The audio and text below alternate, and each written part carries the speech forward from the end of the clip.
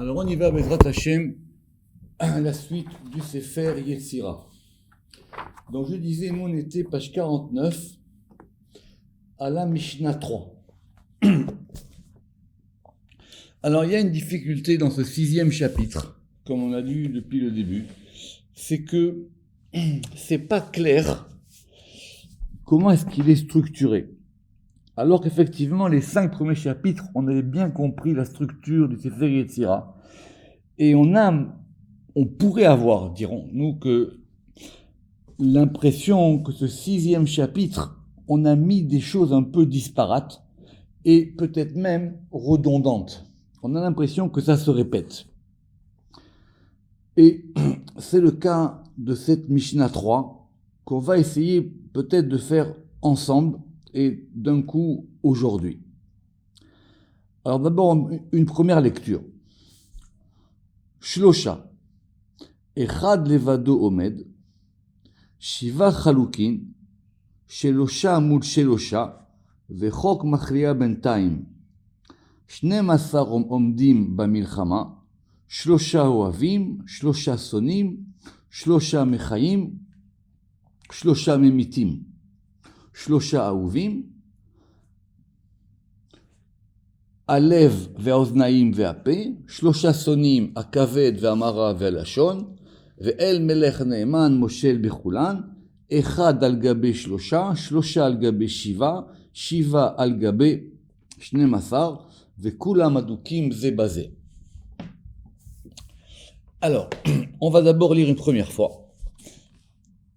Donc, on va reprendre ici dans cette Mishnah le principe de 3, 7, 12 qu'on avait déjà établi.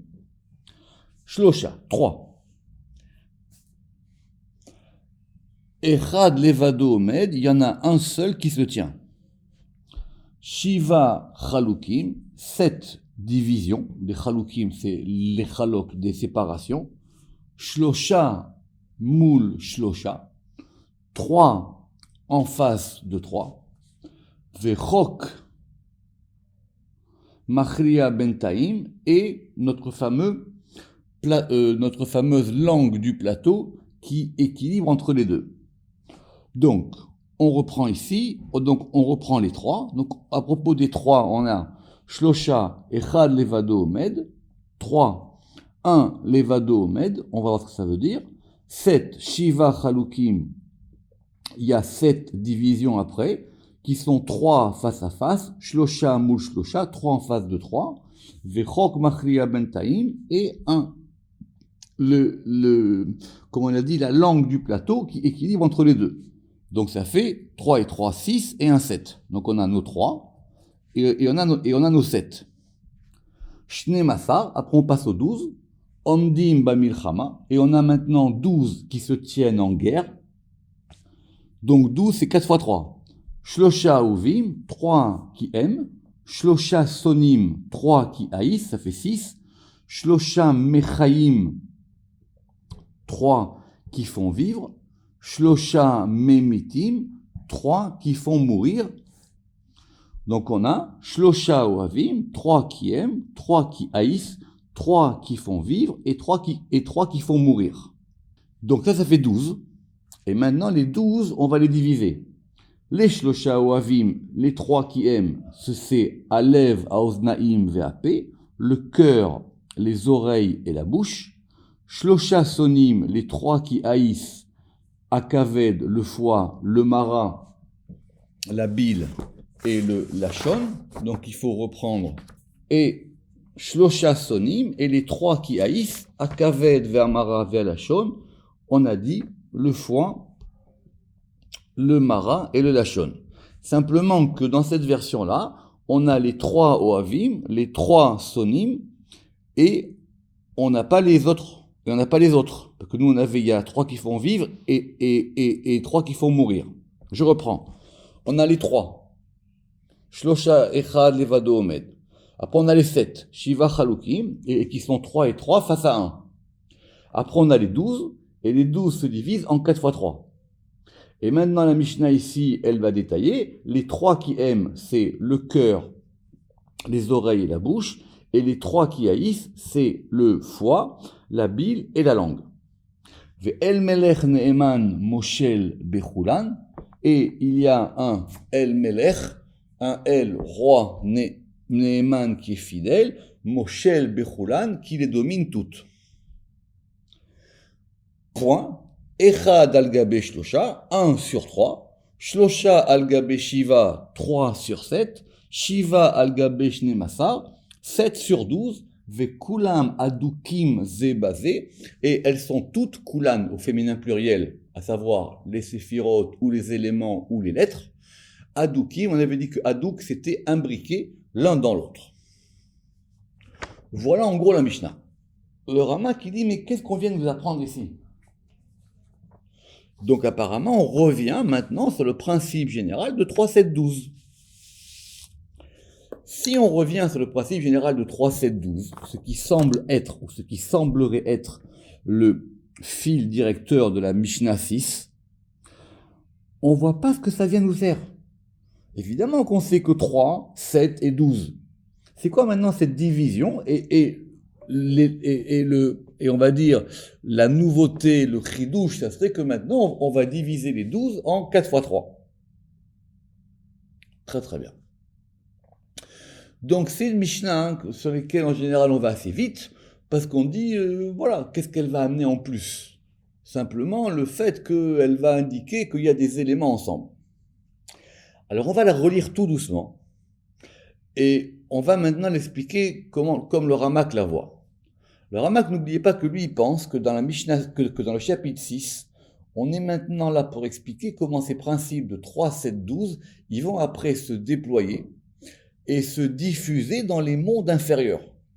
Donc tout ce qu'on a vu les dernières fois, vous rappelez sur les anges, les forces inférieures, et la dernière Mishnah qu'on a fait la semaine dernière, sur le principe du bien et du mal.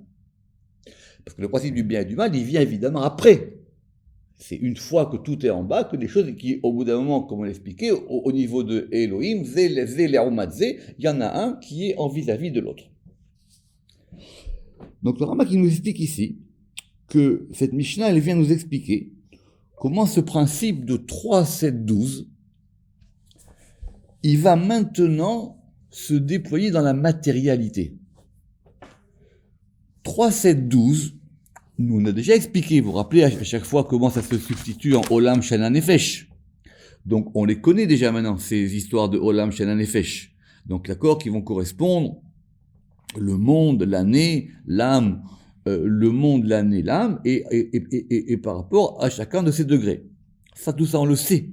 La Mishnah ne vient pas nous expliquer un truc qu'on ne sait pas, d'autant plus que tout le Sefer Sira, il est condensé, il est même ramassé, c'est imbriqué, c'est du feu, on ne peut pas se permettre d'avoir des répétitions.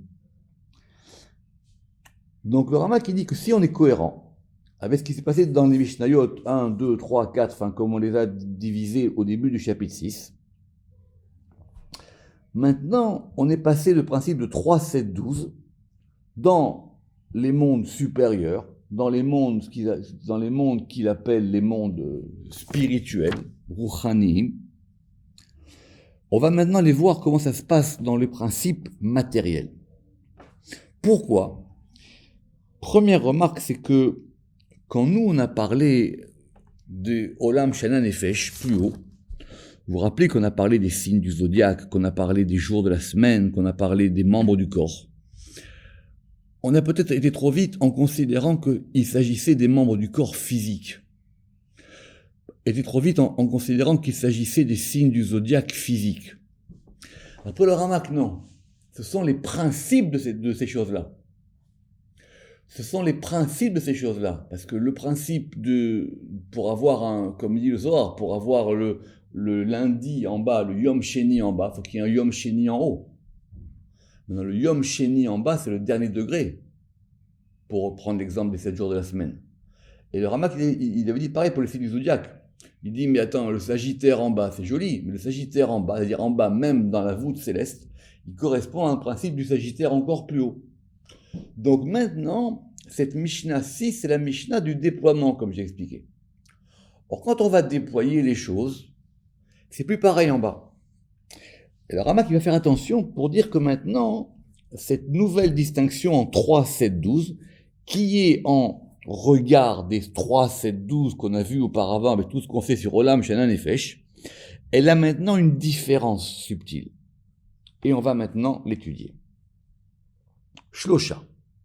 Donc les 3, c'est quoi? Vous vous rappelez, les 3, ce sont les 3 lettres mères qui correspondent à Avir, Erev, Shamaim, Gevia, Kochom, et on avait dit que c'était le buste, le ventre et la tête qui correspondaient à Avir, Maïm, Esh. Tout ça, on le sait. Très bien. Echad Levado Omed, le Ramak, il a une version un peu différente, mais qui est Echad Levado Omed, autrement dit, chacun se tient. Autrement dit, chacun se tient pour lui-même. Ça veut dire quoi? Que dans les 3, Echad Levado Omed, un se tient tout seul. Echad Levado Omed. Est-ce que ce principe dans les 3, est-ce que c'est, pour aller vite, est-ce que c'est du chacun pour soi? Ou pas? Alors le Ramak qui dit, c'est du chacun pour soi, c'est ça l'idée. Echad Levado Omed, c'est comme ça qu'il faut le traduire d'après le Ramak, ça veut dire que chacun se tient tout seul. Aleph tout seul, qui correspond à l'air, qui correspond à Gvia, qui correspond, etc., au bus, etc., le même qui correspond à Eret, qui correspond au corps, qui correspond au ventre, le Shin qui correspond à Shamaim, qui correspond au Chom, qui correspond à la tête, tout ça, chacun se tient tout seul. Alors ces 3 éléments, c'est une trilogie. Le Ramak qui dit quand c'est en haut, les 3 ils sont ensemble. La preuve, c'est qu'on les avait permutés. Aleph, même Shin, Aleph, Shin, même. En fin de compte, c'était 3 éléments qui interagissaient l'un avec l'autre. C'est comme ça qu'il explique. Mais quand on descend en bas, c'est chacun à part. On sait bien qu'il y a une différence entre la terre, l'air et le ciel. Mais quand c'est en haut, ces 3 éléments, ils interagissent ensemble. Le Ramak qui ramène au début du Pardes, à propos des éléments, que au nom de Maïmonide, du Rambam, qu'il n'y a rien en bas qui soit considéré comme étant fait d'un seul élément. Les éléments, ils sont tous ensemble, les uns dans les autres. Le Ramak ici, il va un peu plus loin. Il veut dire que en bas, on peut les distinguer. Mais dans leur composition, ils sont tous faits l'un de l'autre. Donc, clairement, quand on dit Shlosha et Chad Levado Omed, un se tient tout seul, ça veut dire qu'on est en bas. Ce sont 3 éléments distincts. Alors qu'au départ, c'était 3 éléments qui étaient ensemble. C'était 3 éléments qui interagissaient ensemble. Et du coup, on comprend la suite. Shiva et les 7, Chalukim, ils sont séparés. On n'a jamais vu, nous, que c'était séparé, les 7. Oui, c'est 7 éléments distincts, il n'y a pas de problème. Vous vous rappelez les Bagad Kafrat, il y a aucun problème. On a bien compris que les planètes, c'était des éléments distincts. Mais les planètes d'en haut, elles interagissent les unes sur les autres. De la même manière que les 7 jours de la semaine, ils vont interagir les uns sur les autres. Et pareil, pour vous rappeler ce qu'on avait dit, les 7 orifices, etc. Alors il dit cette notion de Shiva Chalukim, elle correspond une fois que c'est en bas. Parce qu'une fois que c'est en bas, on a 7 éléments distincts. Alors si on a 7 éléments distincts, ça veut dire quoi? Shlosha mul shelosha. Et donc c'est 3 face à 3. Vechok machriya bentaim. Et on a maintenant un équilibrant au milieu.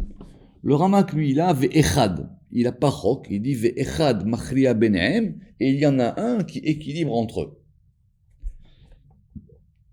C'est de ce 7-là divisé en 2, donc 3, 3 et 1, qu'on va pouvoir essayer de le visualiser, si on veut le visualiser, comme une menorah. On va prendre une menorah à 7 branches, et on va mettre 3 branches à droite, 3 branches à gauche, et une branche au milieu. Et maintenant, on a notre principe de 7.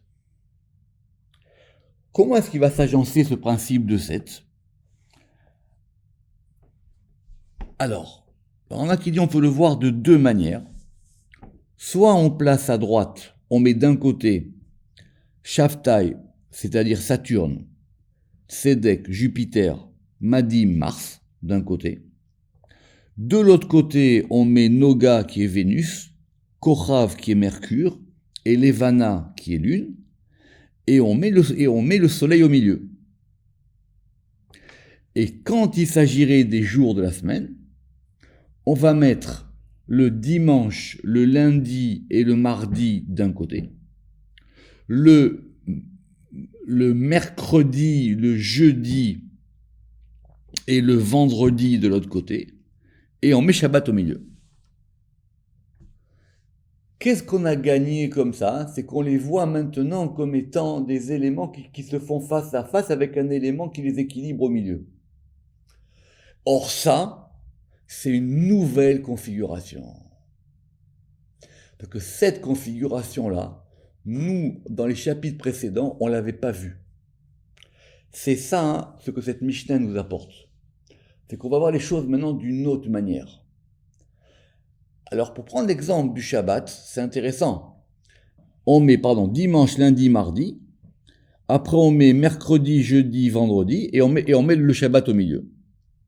C'est comme ça qu'il faut le voir. Je reprends dimanche, lundi, mardi. Mercredi, jeudi, vendredi. Donc 3 et 3. Et le Shabbat au milieu.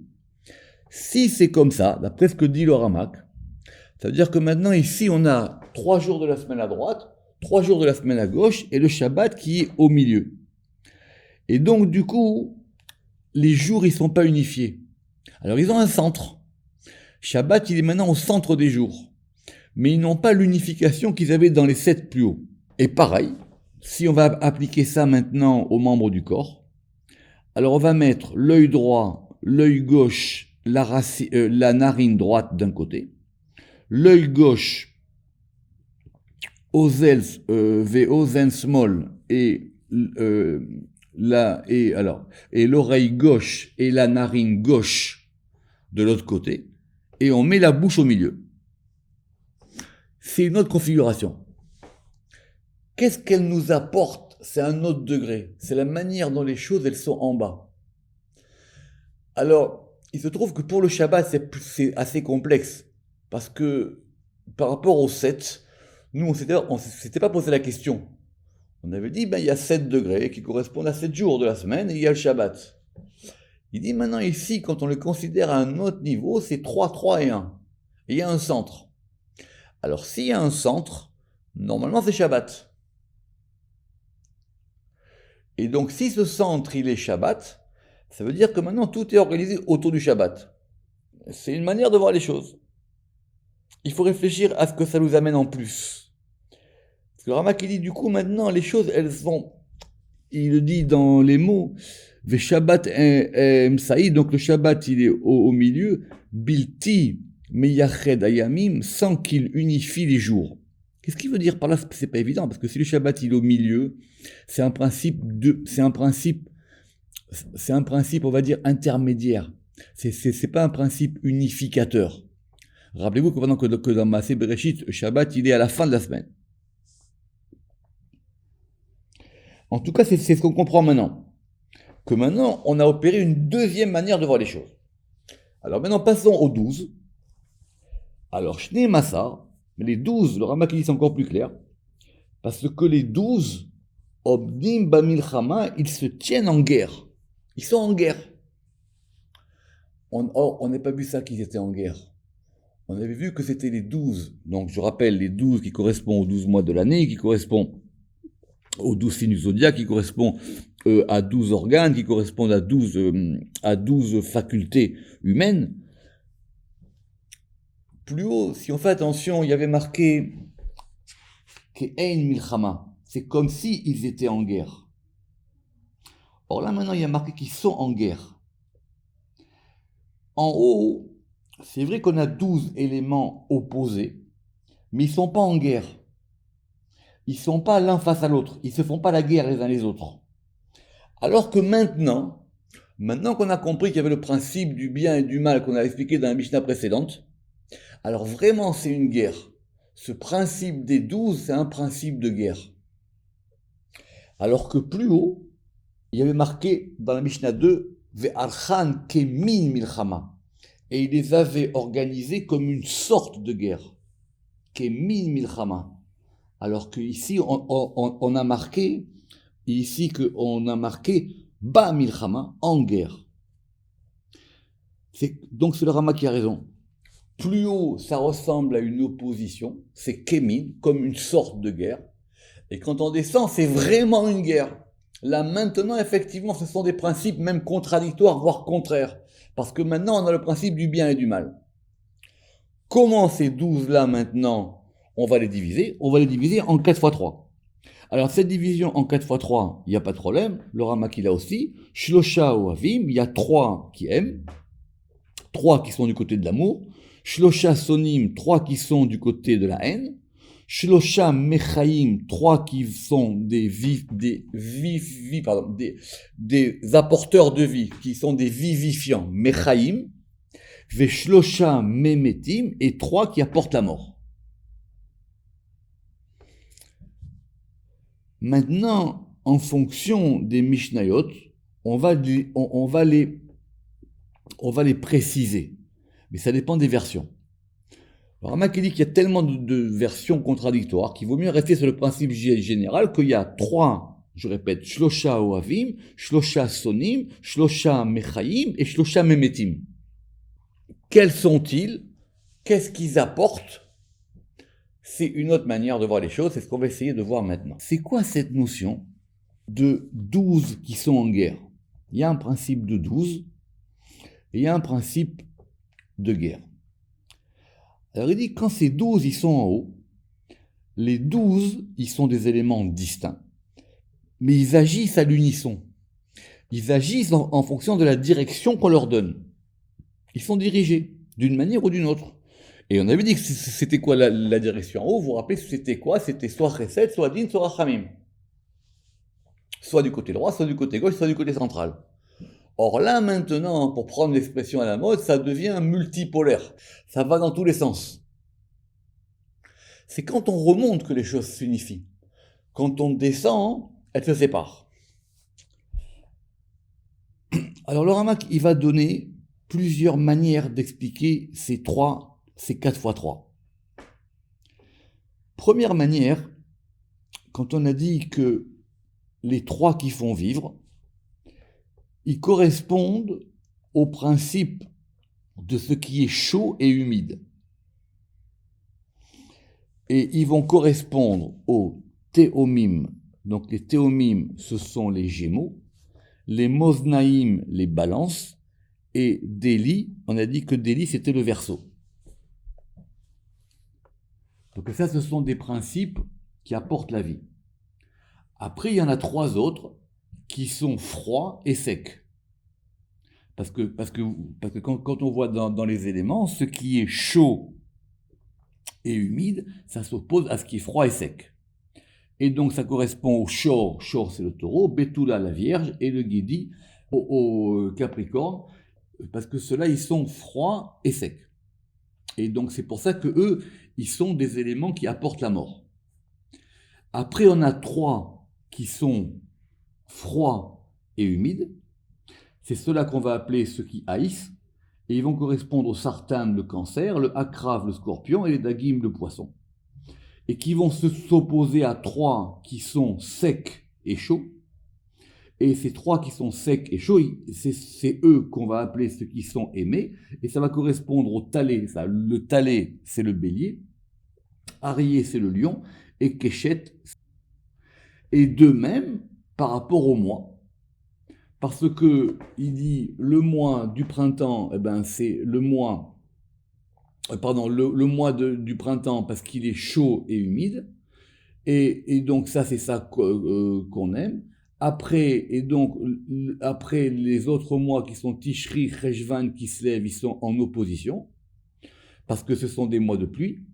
Et après, on a Tevet, Shevet, Adar, et eux qu'on va appeler les Memetim, et les Mechaim qui sont de l'autre côté. Et pareil pour les membres du corps. Toute la difficulté maintenant chez les commentateurs du Sefer Yetzira, c'est de savoir à quoi correspond quoi. D'accord. Mais retenez que simplement, si on a 12 et qu'on divise 12 en 3, donc ça fait 4 fois 3, on est d'accord. Shlosha oavim, shlosha sonim, shlosha mechaim, shlosha memetim. Donc ça fait un carré. Ça fait un carré avec à chaque fois 3 éléments. Et ces 3 éléments, ils vont ensemble. Alors, Ramak, il dit simplement le principe général, c'est que 12, c'est 2 fois 6. Par exemple, tout le monde sait que l'année, elle est divisée en 2 fois 6 mois.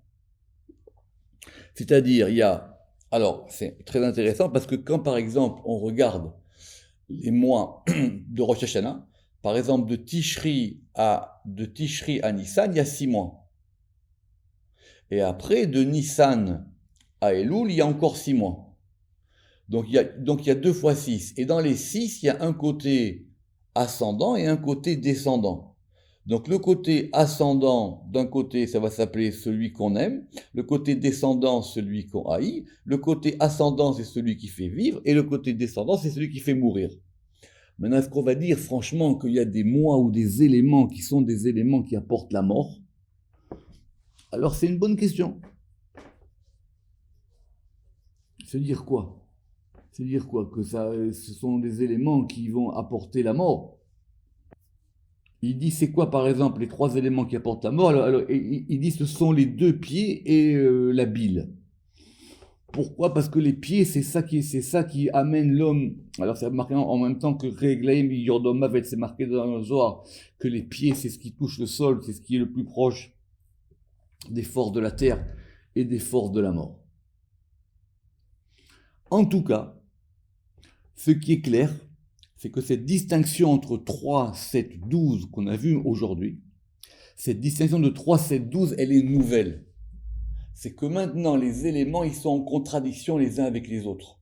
Ils vont maintenant, comme il a dit ici, ils vont maintenant se faire la guerre dans les 12 et les 7 et les 3.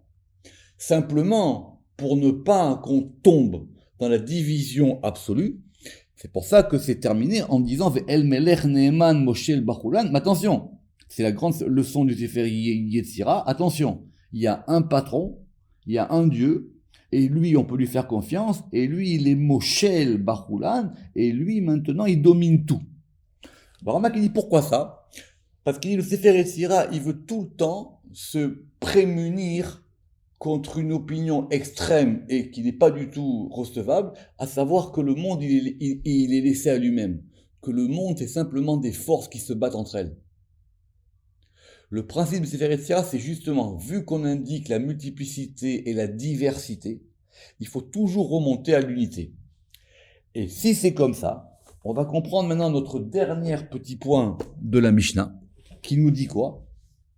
1 au-dessus de 3. Echad al gabé shlosha, shlosha al gabé shiva, 3 au-dessus de 7, et 7 sur 12. Et là maintenant, c'est plus clair. Ça veut dire qu'on sait que le 1, il englobe, il est au-dessus du 3. Et c'est quoi le 1? Le 1, c'est quoi le 1? Le 1, c'est le 1 divin. Que nous on avait commencé par, nous on avait commencé par quoi? Nous on avait commencé 3, 7, 12. Donc la dernière Mishnah, puisque c'est notre dernière Mishnah, du 6, on verra que la dernière Mishnah après c'est une conclusion, c'est qu'on revient sur le 1 et on a 1 Echad al gabé shlosha, shlosha al gabé shiva, shiva al gabé shnemasar. Et du coup on est passé à combien? Du coup on est passé à 22 plus 1. Ou plutôt on a ramené les 22 dans le 1. Echad, je relis, Echad al gabé shalosh, 1 sur 3. Shalosh al gabé Shiva, 3 sur 7, et Shiva al gabé Shnimasar, et 7 sur 12. Parce que maintenant, tout est imbriqué. Et si c'est comme ça maintenant, le Sefer Yetzira, il a été jusqu'au bout. Et c'est ça la véritable conclusion du Sefer Yetzira. C'est que maintenant, ce principe de 3, 7, 12, il remonte au 1. Alors, dans les mots, le Ramak, il va quand même expliquer pourquoi est-ce que Sefer Yetzira, il nous a maintenant expliqué pour dire qu'il est 1 Echad al gabé shalosh. Alors tout le monde a compris que si maintenant on parle des sphirotes, Shalosh c'est Keter Chorma Bina, les 3 après sur 7, les 7, ce sont les 7 sphirotes inférieures, et les 12, vous vous rappelez ce que c'est que les 12, ce sont ce qu'on appelle les embranchements, vous vous rappelez les Yudbet Gevulé à Larson, les 12 permutations, le fait que ça se déploie dans l'espace, vous vous rappelez qu'on avait fait les 12 par rapport aux 6 points d'espace. Et du coup, on comprend maintenant la conclusion, Vechulan Adukin Zebazé, et elles sont toutes Adoukin, imbriquées les unes dans les autres. Après le Ramak, c'est là la fin du Sefer Yetzira. La dernière Mishnah qu'on verra la semaine prochaine, c'est une Mishnah conclusive, et qui va être la Mishnah qui va établir la filiation entre le Sefer Yetzira et Abraham Avinu. Mais en ce qui concerne le Sefer Yetzira lui-même, donc la conclusion du Sefer Yetzira, c'est qu'il faut tout remonter dans le 1. Et c'est le plus dur dans la vie. C'est d'être capable à la fois de concevoir le multiple et à la fois de le ramener au 1.